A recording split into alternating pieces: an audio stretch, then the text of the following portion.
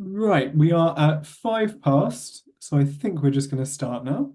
Should have most people here.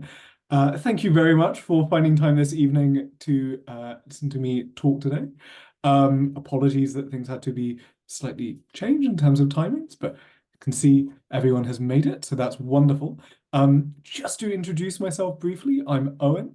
I'm the head of schools at Oxford Applications, so I work with some of our schools partners for any kind of similar support to the Premier Service to all of the schools we work with in the UK and also abroad. So you may have seen me in consultations or in the office. I studied at Girton College at the University of Cambridge. I did my undergraduate degree in modern and medieval languages, so Cambridge's way of saying French and German. And I followed that up with a master's degree in Anglo-Saxon, Norse, and Celtic. I'm going to be presenting today on how you can begin to think about how you can study like an undergraduate. You will already be talking with your study directors and tutors about the sort of supercurricular activities you can be involved with in order to support your application, particularly your personal statement and your performance at interview regarding engaging with academic material that is appropriate for you, such as lectures, books, published articles, etc. Um, Hopefully, today we can go through how to best approach those sorts of materials, based on our experience, having gone through the Oxford academic process ourselves. This is not going to be a recommendation of what precise book you should be reading, what lecture series is best for you. That will depend on your subject. It will depend on your interests, depend on what year you're in, and what part of the application process you're really focusing on. Those specific details are something that you can discuss with your tutor kind of after this session if you'd really like to start getting your teeth into published academic material, following online courses or lectures, you just don't know where to start. Your tutors will be more than happy to help you with specific guidance for you based on your subject and your interests. So, just to kind of briefly go through what we're going to be covering today, we're going to first go through what your goals from studying are. What are we trying to gain from engaging with academic material? What is the point doing all of this studying? And so from that, we know how we can tailor our work to best fit those goals. Following on from that, have a brief detour to go through how Oxford undergraduates actually study. What your day-to-day kind of academic life as an Oxford student looks like. What are the different elements of academic study and academic work that make up study at an undergraduate level at Oxford and Cambridge, so that we know what sort of things we're aiming to kind of replicate with your independent work and work with tutors in order to ensure that you're kind of beginning to already work and understand things at that undergraduate level. We're going to follow on from that and examine how you should already be studying. What are the takeaways that we can get from the goals that we have for our study and the methodology that Oxbridge undergraduates use for their own study and how you can apply that to your own work.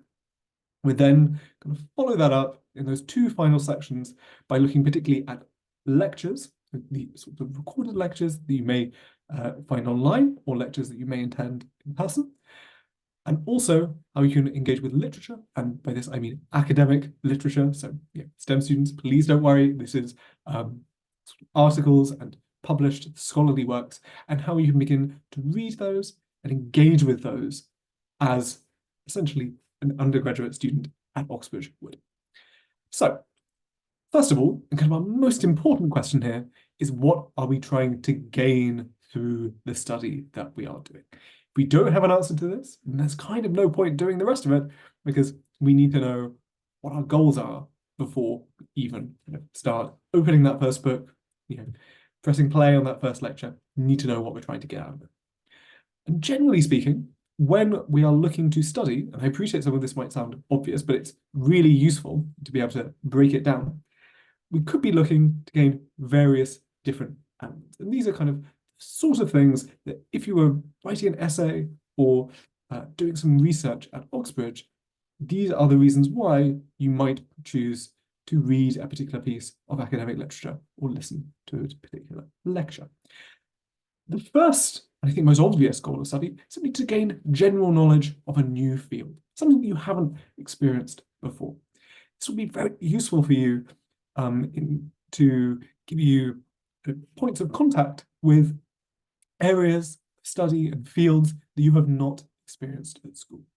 This may take the form, for example, of reading an introductory book or listening to a sort of 101 lecture on a subject to essentially bring you up to speed with what overall modern scholarship on a particular subject is, what are the general subjects of academic interest in a particular field, and that should then help to give you a little bit more guidance, a little bit more direction in where you follow your research after that. The research after that, of course, and another goal of study you might have is to research a specific subfields of a familiar discipline. You may already be fairly up to date with the overall ebbs and flows of general scholarly consensus in a particular field, but an important goal of study can be to really narrow down on a particular element. You may, for example, be interested in engineering and decide that you're particularly interested in aerospace, for instance, and so you might want to do some study to gain a specific knowledge of that subfield to give you a bit of a USP, a starting point, and also to indulge our own academic interest. A really important goal of study that is, to be honest, a big part of what students at university spend their time doing is verifying an author's claims. And I say author here, but we can think of this kind of much more broadly. We're not looking to gain necessarily entirely new information like we are in the first two goals, but rather we're looking to verify information that we have already found. You may have read a book where an author makes an assertion about such and such data or such and such theory. It may be from a less scholarly source. You may have watched a YouTube video, podcast, or seen online references to a particular area of scholarship. And so you may want to be fact-checking that yourself by checking against other trusted scholarship to make sure that, one, you can trust a specific piece of information that's come from the source that you are looking up, but also then you are able to make a more informed decision as to whether or not you trust other elements, other information that that same source may be putting out. In a similar vein, you may just want to do some study on a subject to familiarize yourself with a different point of view on a subject that you otherwise know very well. If you are familiar with perhaps the mainstream academic story around a subject, it can be really, really useful to expose yourself to alternate theories and alternate authors who make perhaps conflicting but still educated and informed claims on your subject. It may be that you are studying something particular where there is very strong academic consensus, and while obviously it's useful to be able to follow that, it's also very beneficial to ensure that you believe that academic consensus is correct, to familiarize yourself with the arguments against the status quo so that you are able to have an informed decision on whether or not you believe a particular theory to be correct. You may, again, already be familiar with one academic subject, but you just want to gain data around something, hopefully in a way that doesn't involve you having to collect it yourself. You may know, for example, medics here may know the details around a particular ailment or disease, but you may wish to gather data around how many people it affects, what its mortality rate is, other information around that specific subject where you are very familiar with the overall mechanisms of it. Just want to get specific data to back up any other claims you might make in essays, personal statement, interviews, etc. And of course, the final point is something that's painfully familiar to many students, just to make your bibliography a little bit longer. Sometimes the goal of study really is just to prove that you have done all of that work. Just kind of how it is Not the highest goal of study, I'll admit, but definitely something that happens. And there is value in and of itself of putting in the work to do a wide amount of reading and research around any particular topic. So moving on from this, now that we're familiar with what our goals from study might be, and it can seem obvious, but it's really worth specifying that, because how we study will differ depending on it. Worth going through overall shapes and flows of how undergraduate students at Oxbridge study. The first method of study that you're going to be doing at university is going to be pretty familiar. This is your classrooms, your seminars, these sorts of study you're already kind of doing at school. So you don't need probably too much of an introduction. These are certainly more common for arts and humanities, but some form of kind of medium-sized group teaching will generally occur in all subjects, particularly in later years. These may just happen to be small lectures. So generally kind of semi-interactive. You'll often discuss some independent work that you may have done before. You might work through some tasks in a similar way to what you do in your classes at school right now. And so that's why they should be pretty familiar. You may be presented with some new information, but often it's just kind of working through what you're already doing. And this is the sort of stuff you're often going to be doing with your tutor on, say, a weekly basis. Practical work is something that is largely specific to STEM students, although there may be elements of practical or semi-practical work for arts and humanities students. This is generally taking place in kind of medium groups and involves kind of the hands-on application of knowledge. This may include laboratories, work, it may include field work, could include example classes. If you are a medic, this could include your dissections. There are also often written components to these, detailing the work that you have done after the fact. Generally form of kind of working through doing. This is harder for you to kind of get immediate experience with just in your daily lives. It's something that you may be able to work on through work experience, but it's probably not something you're going to be focusing on in terms of academic study, just because having access to laboratories, field workplaces, or cadavers is generally fairly difficult when you're at school. Moving on to lectures. These are really kind of the bread and butter way of learning of almost all subjects. These generally take place in fairly large groups and a very passive form of learning. Generally, most of the work you're going to be doing in lectures is simply taking notes in an intelligent way based on the information that is being presented to you. Almost always, your lectures will take the form of an introduction to some kind of new topic, and they're really there to give you a jumping off point for further research. They will often explain complicated elements, give you a good idea of very kind of basic foundings of a particular subject, but are generally there to give you a basic level of knowledge that you're able to build on through further work. That further work, of course, at Oxbridge takes place largely through your supervisions and tutorials. So these are really at the core of the kind of academic philosophy, what sets Oxbridge apart. Very intensive and discursive, take place in small groups. Often you'll be discussing independent work and involve generally very deep dives into specifics of a topic. There's generally the accumulation of work that you've been doing over weeks on a particular subject, going through a problem sheet, working on an essay, and really your time to defend your viewpoint, and also expand it based on the new information that you are presented with in these classes. Finally, of course, come to independent work, and this is really where the bulk of your time as an undergraduate is spent. Yeah, there's going to be slight differences between arts and humanities and STEM. With STEM, there will be a little bit more emphasis on lab work, but generally speaking, you're going to be doing a lot of time reading academic articles, no matter what you're studying. Say articles could also take the forms of books. There may be workbooks that you work from for particular subjects. And generally speaking, it's independent research, generally in preparation for essays, question sheets. In later years, it will even be preparation for dissertations and forms of your own unique research.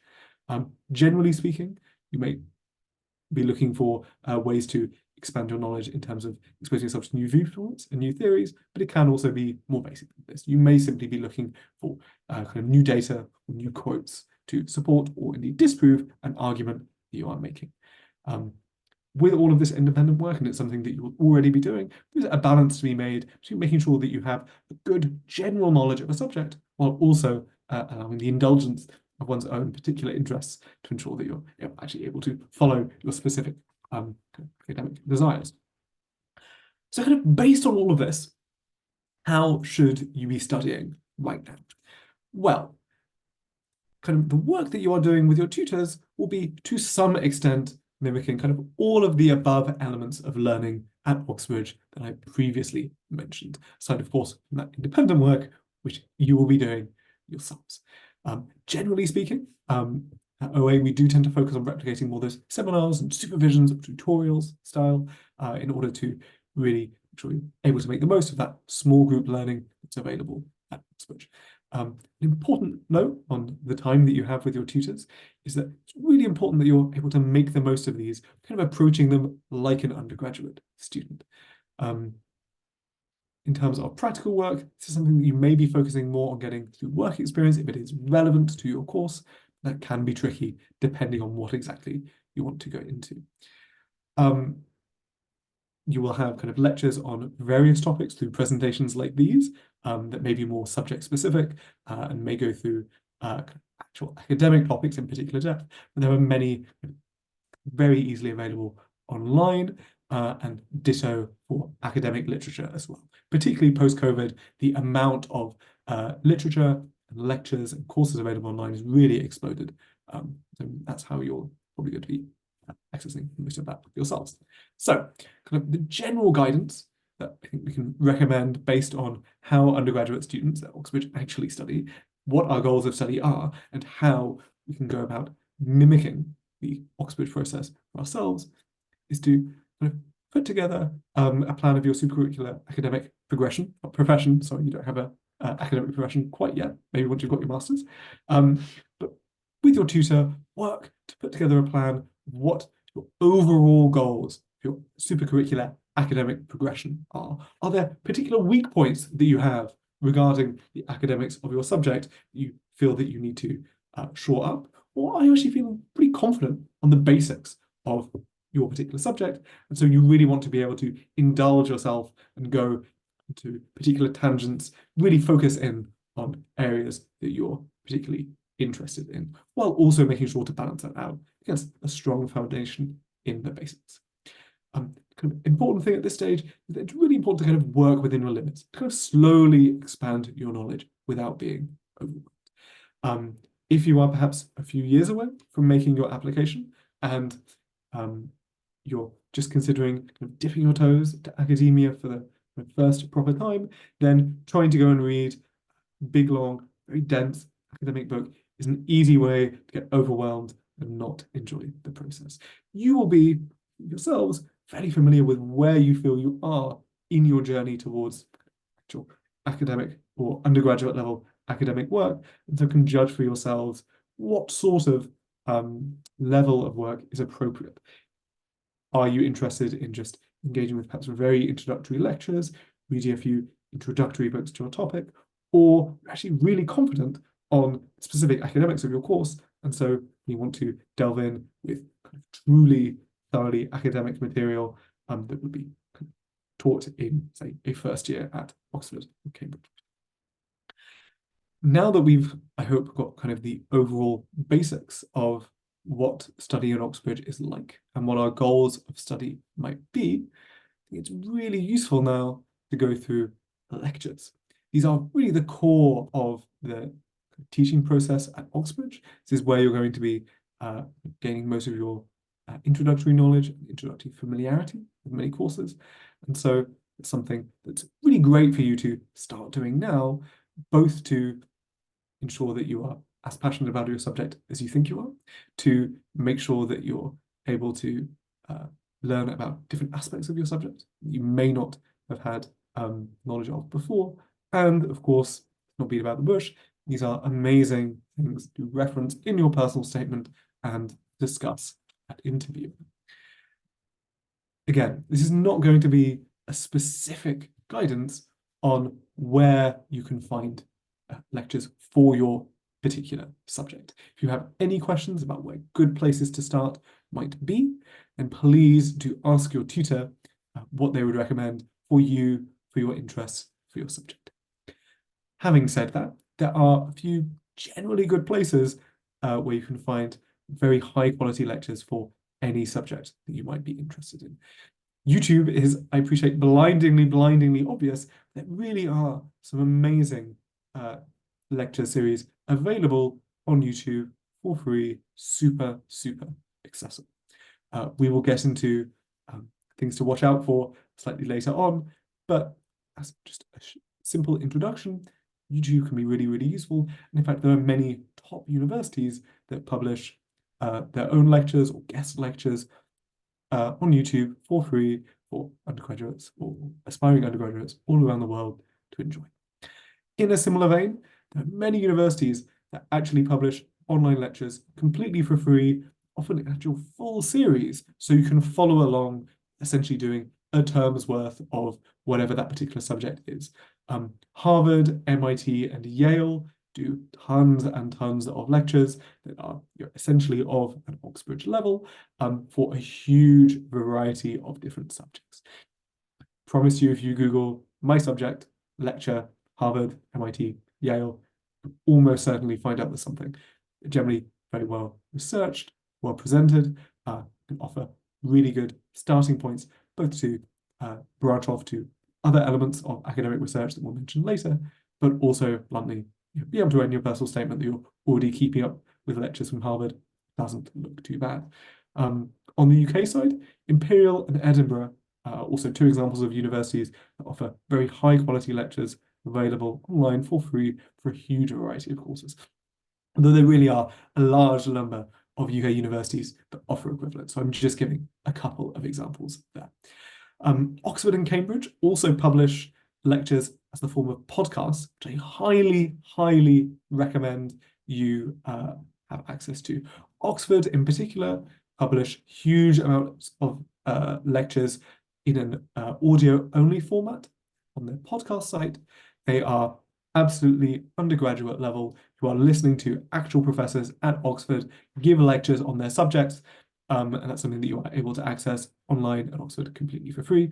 Cambridge do a slightly different method. They don't have quite as many, quite a variety of lectures available as Oxford, in my experience. They're still a really good resource for your learning. And obviously, they're essentially giving you the opportunity to already begin interacting with literal Oxford and Cambridge level lectures online. At the bottom, you have suggestions of some very common sites that offer individual lectures and courses of lectures for a huge variety of different topics. OpenLearn and Open Culture are really good. Educatio, not sure how to pronounce that one, also really good. There are many courses online for MOOCs, such as FutureLearn, relatively equivalent courses that you may be familiar with. These all offer amazing collections of lectures. If you want any specific recommendations on these, again, ask your tutors. I'm sure will be more than happy to point you in the right direction. A slight word of warning here about finding lectures and other sorts of academic material online. Really worth bearing in mind that kind of on the internet, as much as I've kind of sung the praises of kind of free online resources, of YouTube, it's also worth bearing in mind that kind of nowadays, anyone with a microphone and a PowerPoint can give an online lecture. Okay, yours truly included. And it's really important, and it's one of the fundamental skills you learn at university, that you're able to identify what information is worth listening to and what you really are better off discarding. Whenever you are listening to a lecture online, I would really recommend that you check the credentials. Who is giving a particular lecture before going? I would look up who they are, look up what their credentials are, look up any publications they have related to the topic, and look up what they are associated with. Are they members of any particular groups? Are they members of any particular universities? Are these groups or universities academic, well regarded, or are they perhaps a little bit less trustworthy? And all of this is essentially to answer the question, is this person in particular an expert in their own particular field?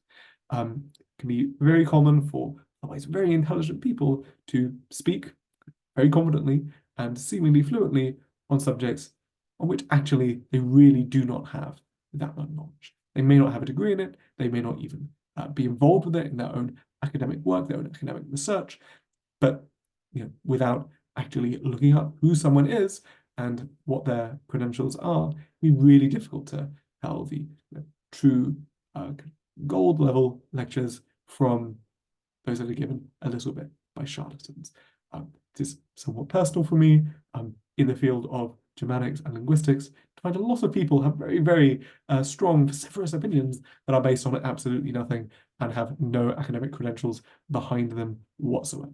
So while the internet is an amazing resource to find all sorts of perfectly wonderful content, please do make sure you're looking at everything with a critical eye and particularly researching whoever it is that you are listening to. It's one of those fundamental skills that you learn at university.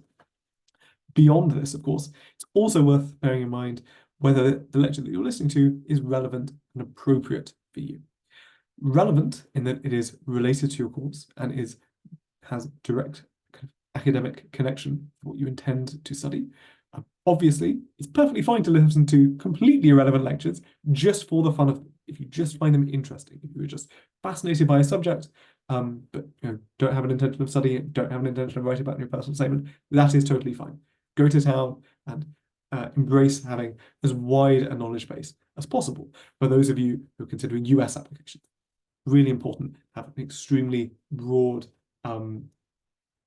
field of competence on a wide variety of subjects. But for those really targeting applications solely to Oxbridge, making sure if you are doing something with the intention of writing about in your personal statement that's directly relevant to your lecture, to your subject, sorry, is really important. Also making sure that it's appropriate for where you are in your academic journey. If it's your first time listening to university level lectures, then probably diving in with final year quantum physics isn't the best move. I would certainly advise, where possible, if it's able to find them, finding introductory lectures, introductory courses, perhaps those aimed at first year undergraduates, or those are specifically aimed as super curriculars for those who are yet to make their applications to university.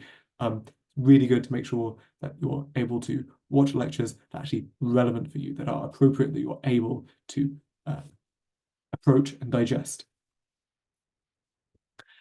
So now that we know where to find lectures and how we can a little bit watch out and be a little critical on the sourcing behind them, how can we really profit from watching lectures rather than just sitting down in front of a laptop and kind of whiling an hour away listening to someone chat? How can you really actually make the most of a lecture? How can you approach these lectures like undergraduate students? Well, probably not going to be surprising. Most important thing to do is notes, notes, notes. Really do make sure that when you are watching a lecture, it is not just a passive process. You have to really be involved, doing your own notes taking and writing down things that seem relevant to you. This does not mean that you have to write down a transcript of a lecture that is given to you, right? Particularly with lectures online, many of you will be able to find transcripts for. You are also able to, unlike when you're sitting down in a lecture hall in real life, pause, rewind, and go back to areas that interest you. So you do not need to write down every single detail in a lecture that you are present for. However, it is very useful to write down any new information that you come across. Are there any particular ideas that once you finish that lecture, you want to follow up by doing specific research into a topic, by reading work this author has published on the same or other subjects, or do you want to get alternative perspectives on the same subject that you've already watched? Equally, you may want to take notes purely because it's something very interesting that you think you may want to write about in your personal statement or prepare to talk about at interview. May also be that you want to take notes so you can kind of jog your memory of what you have learned in a lecture, so that you're able to really reinforce that learning later on without having to watch an entire hour-long presentation. Specifics of that are going to differ, but generally speaking, we're talking about taking notes like an undergraduate. Try to be reasonably concise while still managing to keep the core of information that you would get from a lecture. For an hour-long lecture, I would expect to take anywhere from a page A4 of lecture notes if it's on a subject that I'm very familiar with, to 4, perhaps 5 pages of notes if it's on a subject that is very new to me. There are lots of elements I want to specifically note down so that I remember them. There's specific data that I want to draw from this, etc. So there can be variation, but just watching a lecture and making no notes at all is probably not a recipe for success. And equally, writing down a transcript of everything that you've listened to, probably also not entirely necessary, and will generally kind of slow you down a lot and probably make the overall process a lot less fun. Kind of linking back to what our goals of study are, it's really important to determine what you want to gain from a lecture series or course before you start. Is it that you want to be kind of exposed to a new topic that you haven't learned about before? Are you using it as a starting point for your own research that you then want to jump off and go and look into it further through researching published academic material? Or is it that you're perhaps using it to just give yourself a little bit of a reminder on a particular subject that you might already be familiar with? There's a huge variety of different reasons that we discussed before why you might want to watch a lecture or a lecture course. Make sure that you have those in mind so that you're able to approach the lectures from those perspectives, you're able to make notes from those perspectives, and you're then able to apply the knowledge that you gain from that later on because you are direct and focused in your academic approach. And obviously it goes without saying, for many of these lectures, they will give you literal undergraduate level material for you to include in your personal statement and an interview. Although with all of that material, it's important that you do not only regurgitate information that's presented to you, but also offer your own thoughts and criticisms. Again, why it's so important to be approaching all of this academic material with a really critical eye, not just kind of blithely accepting everything that is presented to you, but really making sure to use your own thoughts and be critical, creative, and collaborative when you are working through a lecture or lecture series.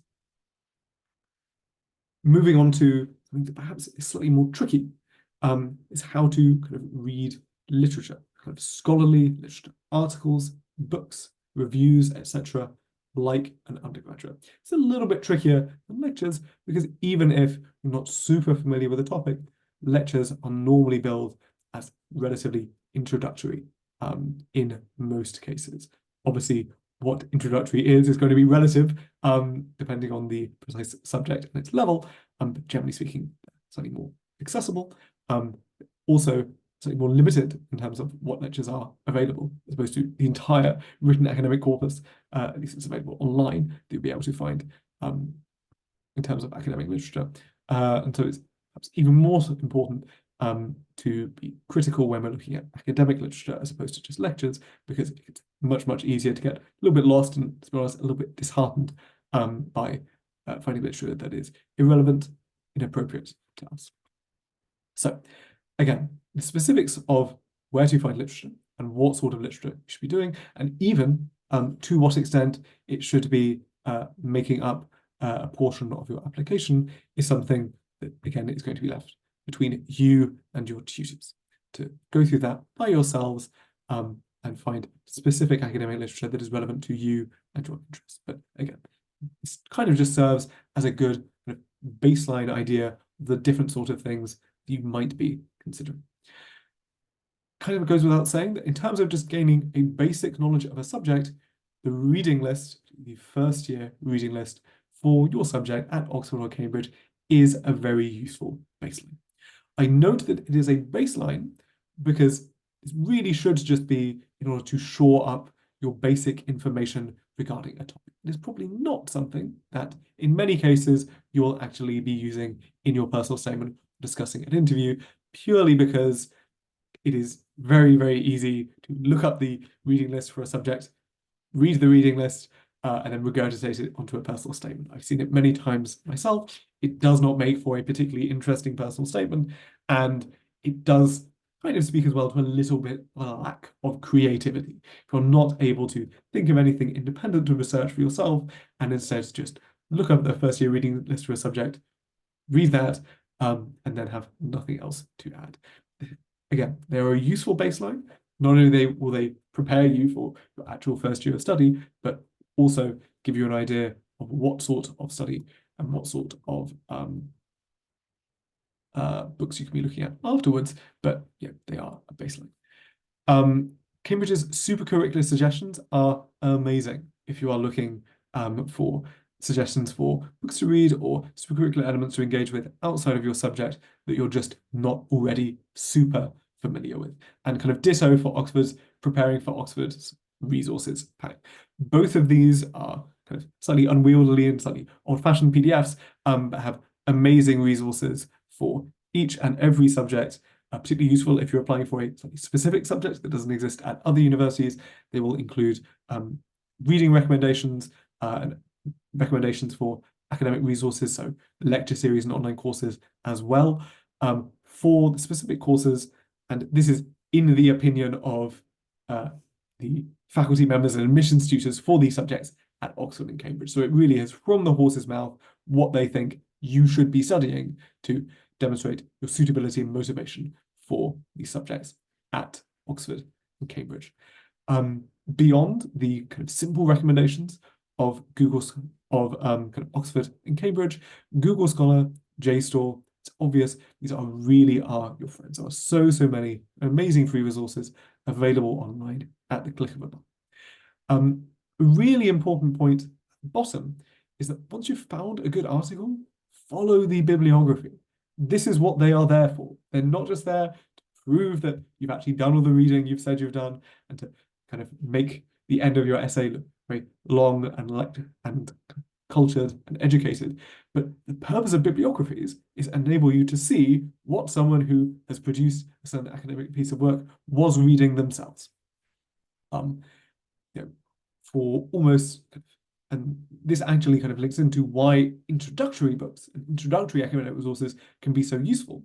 Because once you've read an introductory academic resource, you can then go through the bibliography that they have used. So see what the more complex topics and the more complex works that they have used and kind of distills down into their own introductory work are, and you can go and read those yourselves. I cannot stress this enough. It's such a crucial part of the academic process. Once you have found something that's good, that you like, explain something clearly, then please do dive into that bibliography. Pull at those strings and follow from that articles that are perhaps quoted a lot in the text you are working on, articles and works that are described as particularly important, particularly noteworthy, particularly trustworthy by those sources, or frankly, just something that sounds cool and interesting and appeals to you. But once you have found one good resource, it is so easy using that bibliography and following that trail to find dozens of other amazing academic resources, amazing academic articles and books, following just one kind of recommendation from your tutor or one book that you bump into at the library. Again, kind of similar to lectures, there are things that are important to watch out for, and kind of particularly when you aren't super familiar with the academic process and haven't done very much academic reading yourself, it's really important to be very diligent and aware of these. Again, in a similar way to lectures, when you're reading a book, please do make sure to check the author's credentials, their expertise, and assure that their work is relevant, up to date, it's appropriate for your level. Again, if these particular works are recommended by the universities, it's probably a fair guess that you don't need to do too much for this step and that they are good academic resources. But if it's just something that you have bumped into yourself, it's really important you are able to check this so you know that you're not wasting time reading something that isn't trustworthy or isn't useful. Really important point is to check the publication date of scholarly articles. Unlike online lectures, which have probably only been around for perhaps the last decade or so, you will find publications online from potentially centuries ago that may or may not be totally relevant to your subject. I have a little asterisk behind "is this current?" because depending on what you're studying, definition of what is current might be wildly different. I myself, in kind of my master's, specialized into historical Germanic linguistics. And within that, we would very often use workbooks and grammars that were kind of over 150 years old. We would work from them with no problem, because the information contained in them was actually still current, it was still good, it had not been disproven in those 150 years since publication. And so in that sense, using that very old material is totally fine. If you're working in perhaps a slightly more modern field, or even if you are working in older, it'd be really worth making sure that if you are working from older work that was published outside of what the period of relevancy will really change depending whether it's a very active subject where the scholarly consensus might change every couple of years, something where anything within the last decade might be good, perhaps the last couple of decades. Some subjects, much older works might still be relevant, but really worth making sure that whatever you're reading is actually still considered current in kind of wider academia. Any questions about that? Again, I would really ask your tutor just to double check that you're reading the right thing. Really important element when it comes to writing, and again, there's a reason why academia is structured this way, is checking if something comes from a trusted source. If you are finding something on a university website, if it is published by a major journal, such as Science, Nature, New England Journal of Medicine, etc. If it is from a very trusted publishing house, and those all can be indications, though by no means certainties, that a particular work may be more trustworthy and maybe more valuable because it is published by a trusted source who have done their own due diligence. But worth checking that. Also worth checking is if other trusted works cite the thing that you are reading. So this can actually be relatively easy to do. If you look something up on Google Scholar, it will give you a number of citations of a work. Now, more citations does not necessarily mean good. People may be citing a work to prove how bad it is. But if you do see for a work that something you are reading is cited in many places and is cited in trustworthy publications in a positive sense, can give you a really good indication that what you are reading is actually worthwhile. It's also worth seeing what the reviews are, if there are any, for particular academic work that you're looking at. Again, these reviews will be very readily available on JSTOR and Google Scholar. They are normally not very long, but will be by other academics in the field who have read this particular piece of work and are able to give their own judgment on whether or not it is useful and trustworthy. This is, again, all of these things, huge parts of what you will actually be doing as part of the academic process at Oxford and Cambridge. And so not only is engaging with this process really useful for making sure that you are only using the kind of best, most appropriate resources, but it's also training you to be able to go through this own process when you do your own research at university. And finally, in terms of kind of what to watch out for when you're reading academic literature, I'd say something that's really important to bear in mind is how what you're reading fits into other works that you have read around the topic. A bit of a kind of gut feeling sense. Now, just because a work says something very different to what you might have read elsewhere does not mean that it is wrong. It may be that it's dispelling something that is widely held to be true, but in fact is not. And so just because something disagrees with what you've read before doesn't mean that it's wrong. But if you have read lots of books, and if you have listened to lectures, and if you have been told multiple times that one certain thing is correct, and you're reading an article that goes against that scholarly consensus, it can be worth looking at it with a bit more of a critical eye and making sure that you're really assessing whether or not this work is trustworthy. And kind of finally, again, in a similar fashion to lectures, how are we to really make sure that we're profiting from the reading we're doing? Unlike lectures, reading academic material really does take quite a lot of time to do properly. And so let's make sure that we're really making the most of all of that time and effort that you're putting into your academic research, rather than just kind of flicking through books and articles and not really making much of them. Again, making notes, super, super important when you're reading. Again, it is not a passive process, it is an active process. Make sure that you are engaging with the scholarship that is presented to you. Again, does not mean that you need to copy everything out in full, but if there are quotes that particularly stick out to you, if there are data that particularly stick out to you, if there are ideas that you find to be very influential, and if there are elements that you want to write down in a slightly shorter form so that you're able to refer to them in a quicker way, making notes is going to be super critical. And again, determining what you actually want to gain from a book or an article or a review. Why are you reading something to begin with? And how is that then going to influence how you approach that text and how you work around it? Really important is that you're always making sure to think about how literature fits into its overall academic context. And again, literature does not just mean literature, scholarly works. Is it going with the scholarly mainstream? Is it going against it? Is it particularly indicative of a way of thinking of a particular time or a particular place?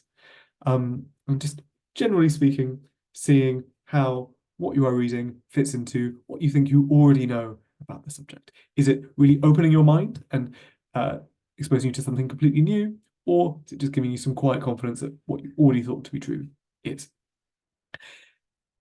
Can't really be overstressed how important it is that you're able to approach all of the reading you are doing for your subjects creatively. I can't tell you how many personal statements I've read that have just been students regurgitating elements that they have read from other authors. You are not, in your personal statement, going to be able to present an argument better than an author does in their own words, in their own writing, on a subject that they have been researching for decades and decades. So don't even try. The important thing, when you're reading, you're always asking yourself what you think of this, what your understanding of the subject is, and what you think about the arguments or the data that a particular author is presenting to you. It's always about engaging with these academic resources creatively and making sure that you're able to essentially give your own opinion, your own USP. Admissions users at Oxbridge don't really want to be sitting down to supervise or tutor people for 1 or 2 hours every week if those people aren't able to come up with their own ideas and just regurgitating information, right? That's very bland, very boring. Don't be that person. Engage creatively with everything that you're doing. Also, really important that you're not getting bogged down with things that you don't quite understand yet. I've talked about engaging with undergraduate level material throughout this presentation, but bearing in mind that material is undergraduate level and you are not, at least yet. You may be aiming to be there and you may be trying to engage with as much undergraduate material as possible, but ultimately you are not yet a university student, and so there are just going to be things that will be too complicated for you, things that you have not covered at school, things that perhaps are much better explained through the teaching and supervision / tutorial system of Oxbridge than simply reading on a page or listening to in a lecture for the first time. And so if you do come into a subject you don't understand, please try not to get bogged down.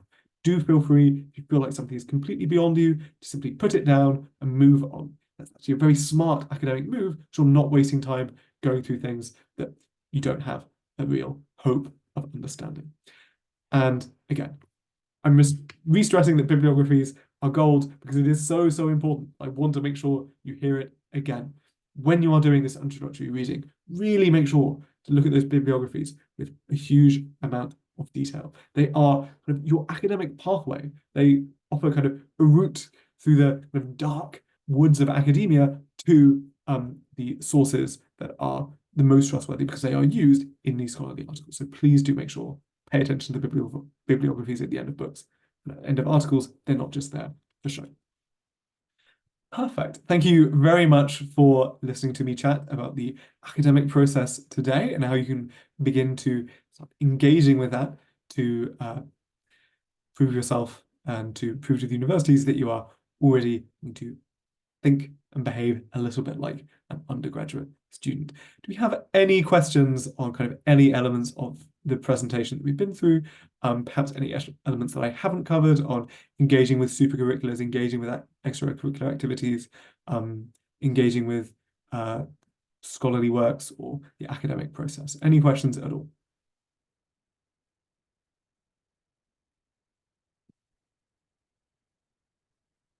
No, perfect. In which case, thank you very much for your time this evening. I hope I haven't kept anyone away from their dinner. And yes, any questions about any of this, please do feel free to contact your study director. And yes, thank you very much for your time this evening and have a lovely rest of your evenings. Thank you. Goodbye.